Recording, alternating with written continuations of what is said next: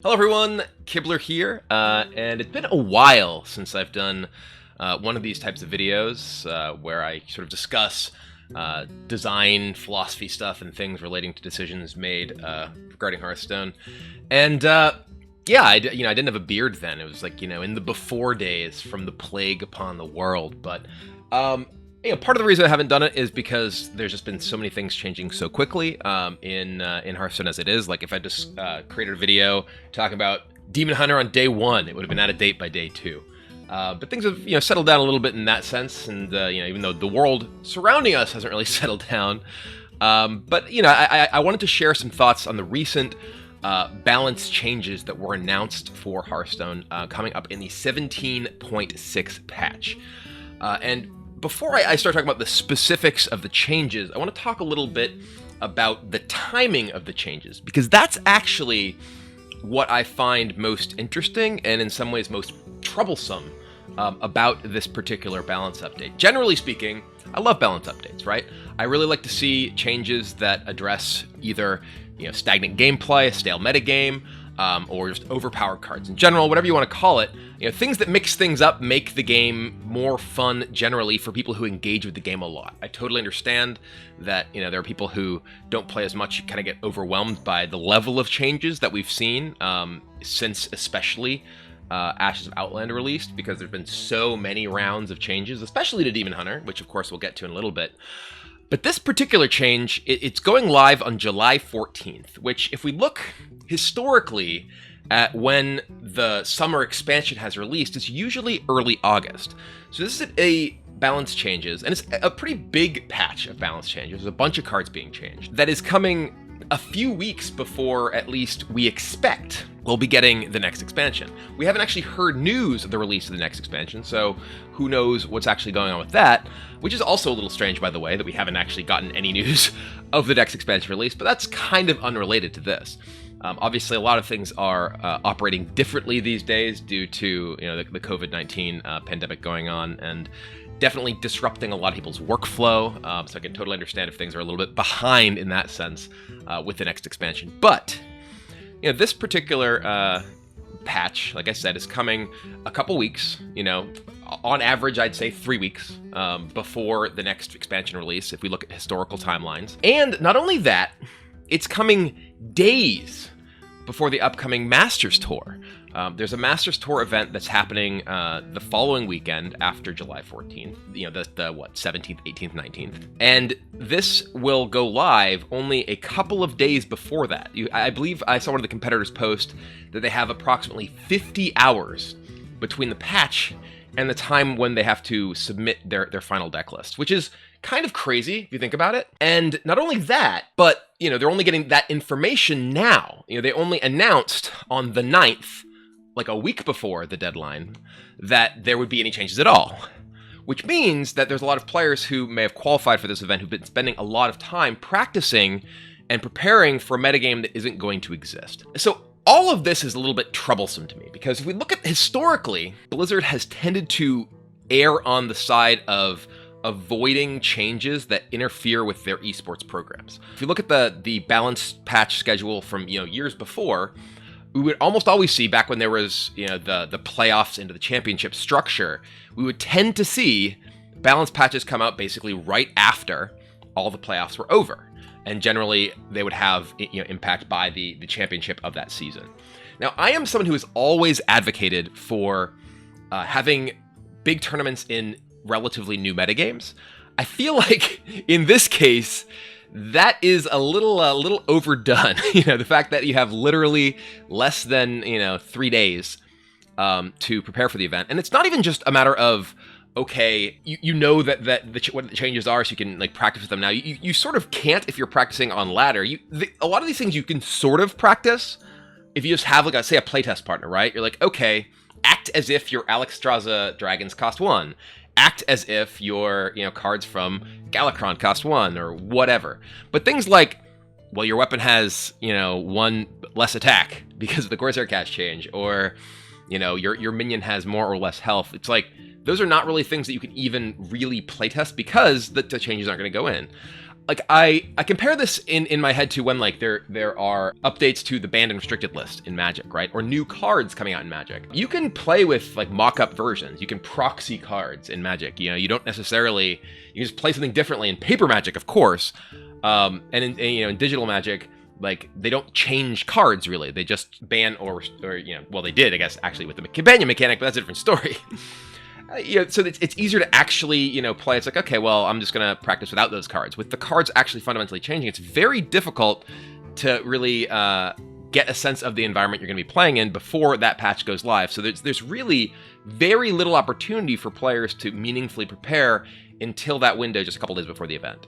And I don't know if this is a change in like just the prioritization of the esports program, because I definitely remember talking to people on the Hearthstone balance team about how they didn't want to disrupt the playoff system, and that they had this small window where they could actually make changes and buff and nerf cards or whatever. And now it's sort of just thrown out the window, it seems, because there's literally a patch that's going live, and again going live only a few weeks before we would normally just have a big patch with a new expansion anyway, that massively disrupts this tournament. And maybe the players are going to be excited about this, right? Because I know that I haven't really been playing very much Standard because I have been just generally kind of disillusioned with the metagame.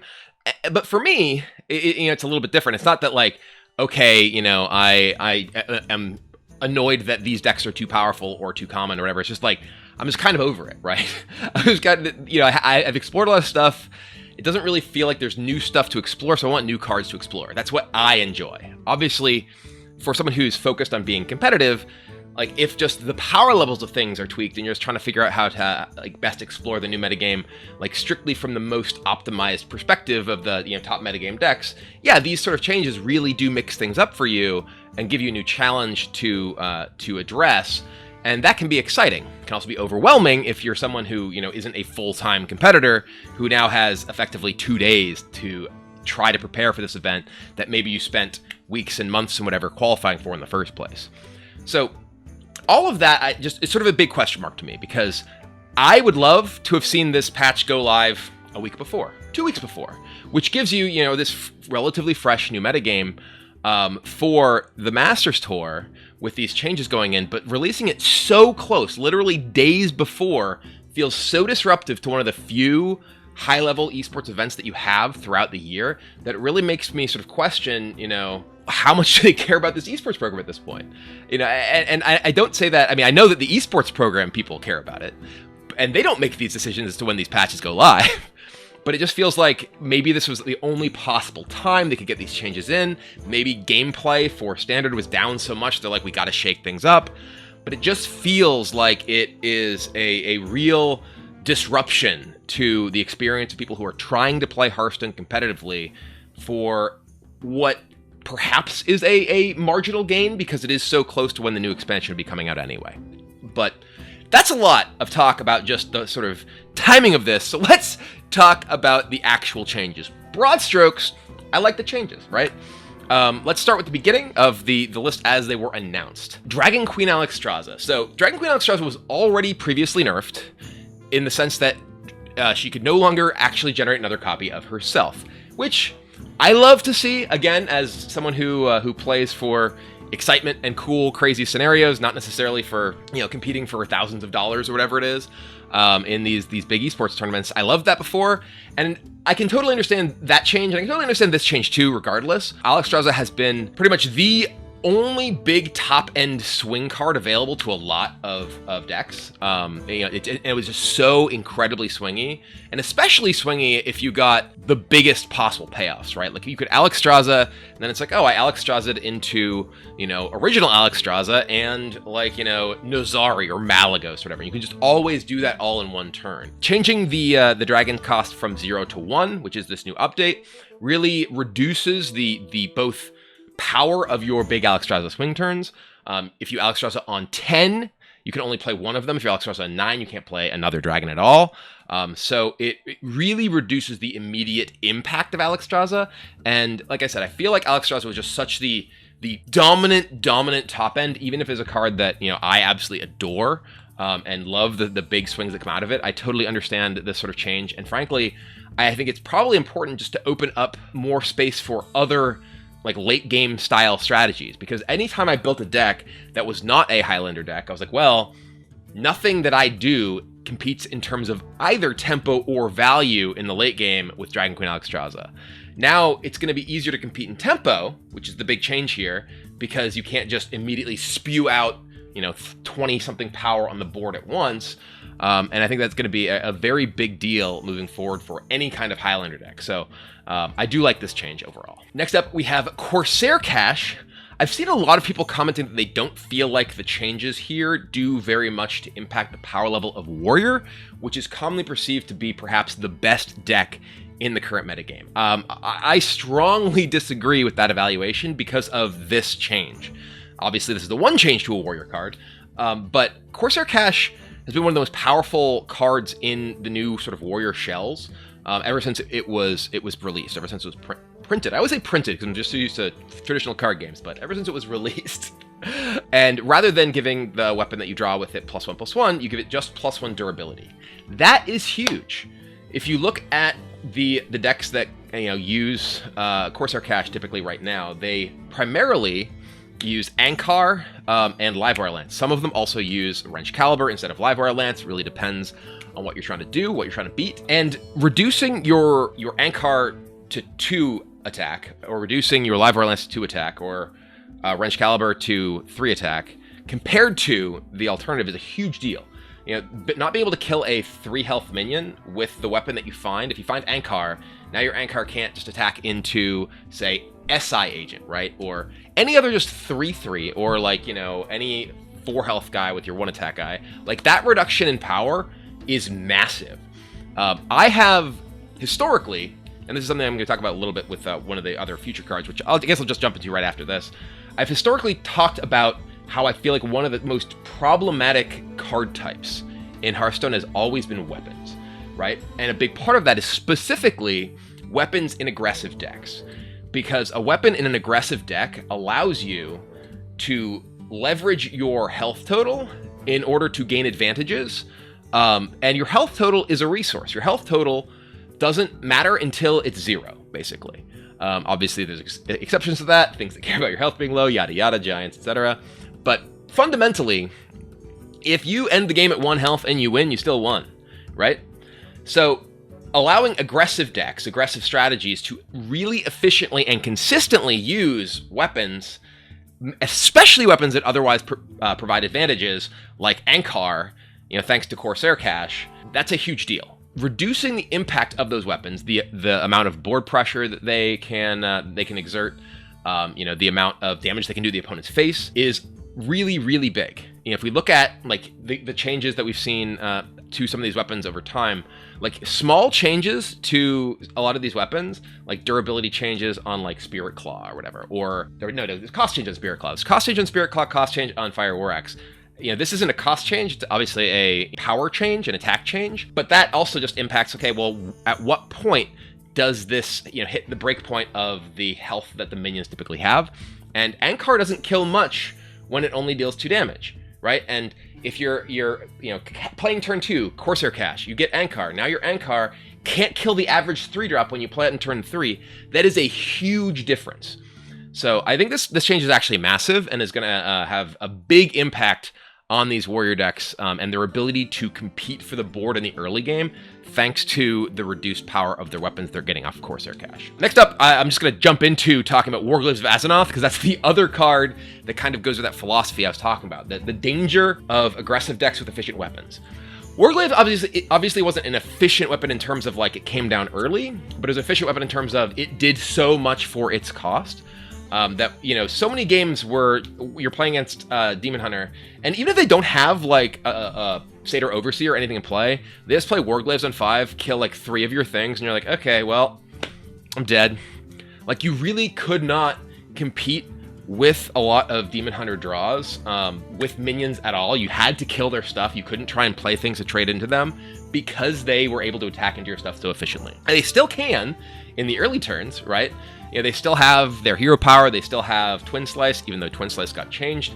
Important to note, changed, not nerfed. It's actually more powerful in a lot of situations, but that's neither here nor there. But Warglaives of Azzinoth, I think, was just one of the most powerful cards in Demon Hunter decks, and could allow you to swing the game in your favor at the cost of health so thoroughly and so quickly and so powerfully that I feel like it pretty much definitely needed to be changed. You know, so many games, like I said, you like try to play any deck that's looking to compete on the board, and they're like, okay, I spend 5 mana and I kill all of your stuff, and then I attack you with my stuff.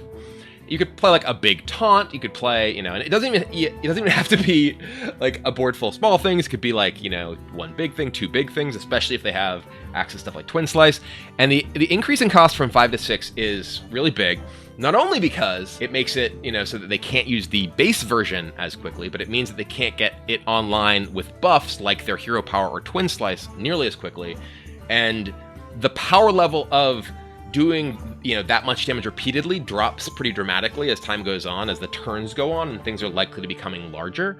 So I think there's a huge hit to Warglaives, and I think it's a needed hit, again, because I think that it was very difficult for lots of classes and lots of deck types in general to really compete on the board with Demon Hunter, in large part thanks to Warglaives. Next up, we have a couple of other Demon Hunter changes. These are more addressing just the Demon Hunter burst, really. Metamorphosis was changed from deal 5 damage to deal 4 damage, basically. So reduces the immediate damage by 1, total damage by 2. So now it's no longer a Pyroblast, it's slightly below a Pyroblast. It's like, you know, I don't know, a Gore Howl or something, I don't know, whatever you want to call it. But this is, again, pretty big change. The total damage Demon Hunter has always been capable of dealing to like your opponent's face is one of the really frustrating things for a lot of classes, especially classes that don't really have access to good healing. You know, you struggle to contain their early aggression, and then they're always punching you in the face with their hero power, and then just have so much ability to finish you off with direct damage. Metamorphosis obviously being a big part of that. The fact that it goes to 4 damage is also pretty big for like its ability to control the board.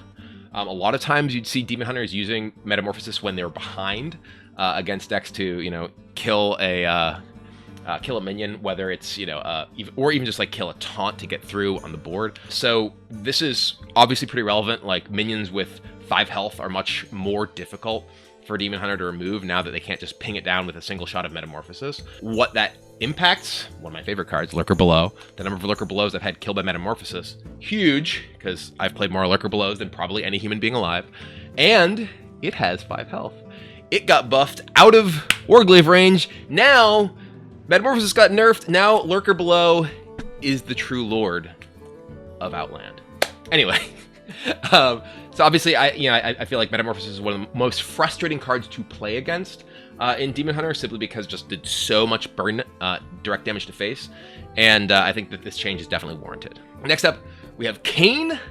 I don't feel like this change is huge. Goes from 3/5 to 3/4. I do feel like Kayn was, you know, you just looked at Kayn and you're like, what in the world? Like, if it just said 3/5 charge for 4, you'd be like, wow, this is really powerful. But it said 3/5 charge, you know, opponent minions, you like can't taunt, basically. And you're like, what? This combination of stuff is crazy. So now it's mostly just worse as a board control tool, right? Like, Kayn is still the same thing to kill your opponent with, but you're just marginally worse at using it to kill your opponent's stuff and stay alive, or just attack their opponent's face and keep it on the board. Maybe they're like, okay, we got to make sure Kayn gets killed by Metamorphosis. It's like a Demon Hunter thing. So that does 4, this does 4. Okay, they're in line. I don't think this change is huge. I think that's probably the smallest of the changes that we see here. But obviously, you know, just having that much power in that card, I think maybe was just viewed to be a little bit too much. Just wanted to shave a little bit off somewhere. Next up, we have Dragoncaster. Basically going from 6 to 7 cost. This one is weird to me, and I know people are being like, well, you're just saying that they shouldn't change the dragon card, but I feel like the issue with Dragoncaster is more that how much you're reducing stuff like Puzzle Box, rather than like it being, you know, like too good to reduce a spell. I saw a suggestion, I think it was from Galen, that it's like, yeah, I'd rather see this be reduce the cost of your next spell by 8. So, you know, you can still play Dragoncaster into, say, Power of Creation or into a Deep Freeze, but you can't just Dragoncaster box kind of thing. Maybe they view that Dragoncaster into those as being too powerful as it is, but it feels like just, you know, most of the time you're going to be reducing a spell by like a mana and getting a 4/4 body, which just isn't that good. It does mean that if you Dragoncaster into Conjure's Calling, you're getting 7s instead of 6s, but you're also doing it later. I don't know. This one feels weird to me. I do feel like, obviously, Dragoncaster is one of the big like tempo power plays, and that's some of what they've been trying to, the big, reduce them to 0 kind of swings is a lot of what they're addressing in this particular update. But that one didn't really stand out as egregious to me, and feels like maybe just a reimagining of the ability is better than just increasing its cost. Next, we have Fungal Fortunes. This change I think is really important. Going from cost 2 to cost 3. Fungal Fortunes, it was the Book of Specters for spells, but turns out Book of Specters is a lot more limiting to what you can do with your deck than Book of Specters for spells. You can only you can only do so many crazy things with the minions that you draw from Book of Specters, and the spells, especially when you have tons of other spell synergy stuff like Glowfly Swarm. You're just getting a really big payoff from it. And I like this change because I feel like the kind of like nut draws from the Spell Druid decks were, just so powerful. So now, it's like harder to fit this in to fill up your hand into, you can't just easily do like Fungal Fortunes and then, oh, look, I drew Innervate and Wild Growth. Okay, Innervate Wild Growth. Or not Wild Growth, Innervate Overgrowth, and then just, get your ramp going. This is just like a really big change in terms of where it puts you on the curve when you're actually finding the pieces to what your deck is doing. And, I do feel like those Spell Druid decks, when they have their really powerful curves, are just super frustrating for a lot of decks to play against, and I think this is a really good change. And lastly, Galakrond. Galakrond was universally changed, each version reducing costs to 1 instead of 0. Overall, I think that just from a philosophical perspective, like less stuff that makes stuff cost 0 seems to be one of the themes of what's going on here, or at least weaker stuff. I like this in general. One thing that I don't like about this, obviously I feel like the huge Galakrond swing turns where you Galakrond into, like Togwaggle into whatever, or use usually like Togwaggle, like Wand into Galakrond, into a million other things, into Edwin, and he's trillion. The one thing I don't like about this change is that Rogue has so many cards that cost 0 naturally, like Backstab and Shadow Step. I would love to see, rather than draw X cards, they cost 1, it should be draw whatever cards that, and reduce their cost to 1, and if they cost 0, they stay 0. Right? Because I feel like Galakrond hitting your Backstabs and Shadow Steps will just feel so bad with this change. And it's just, while I think that making stuff like Kronks not just cost 0, so you can't just go boom, blow up a million things. And, same thing with like Edwin or whatever, just having these incredibly explosive turns. I feel like nerfing your cards when you draw them is kind of a bad feeling off of sort of the big top end win condition of your deck. So I like this. Like I said, generally, I think that reducing the sheer swinginess of some of the late game turns from stuff like Alexstrasza and Galakrond is something that I do like. This one though, even though I don't even know that I've played Galakrond Rogue at all, like very minimally, but it just seems like it'll feel so terrible every time you Galakrond into 0s and you're like, well, my cards are worse now. Anyway, that's a lot that I've had to say about all these changes. But like I said, overall, I like the direction of these. I'm confused about the timing of these. My guess is that they just had a scheduled patch they were trying to get things into, and it was the only time they could get it up before the next expansion, just in terms of logistics and scheduling. But it is weird that they're doing it so close to the new expansion and so close to the Masters Tour. Anyway, let me know what you think, especially if you are someone who is competing in the upcoming Masters Tour. What do you think about this change coming right before your big event that you may have been spending time preparing for already? What do you think about the changes, no matter what, whether you are a competitor or otherwise? Let me know. Anyway, thank you all very much for watching. Hope you are staying well and staying safe in this crazy world. I'll see you next time.